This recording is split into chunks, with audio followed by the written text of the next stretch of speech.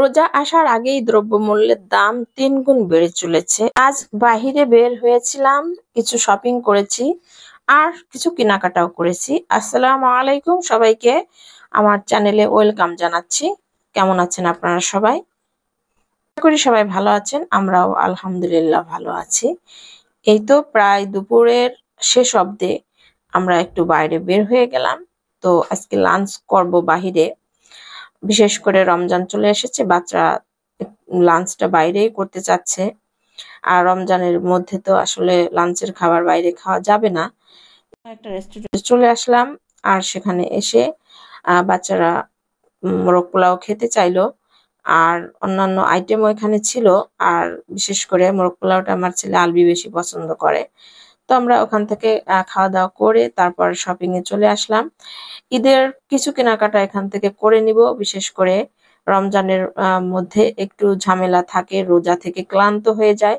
তো কিছুটা মার্কেটের কাজ শেষ করে নিলে অনেকটা স্বস্তি পাওয়া যাবে। তাই এই কারণে কিছুটা কেনাকাটা এখান থেকে করে নিয়েছি। তো আমি কিছু থ্রি পিস নিয়ে নিলাম এখান থেকে। আর এখন দ্রব্যমূল্যের দাম সবকিছুই বেড়ে চলেছে, পেঁয়াজ থেকে শুরু করে কাঁচা বাজার যেটাই, কসমেটিক্স, তারপরে হচ্ছে জামা কাপড়, যাই হোক না কেন সবকিছুর দাম অনেকটা বাড়তি।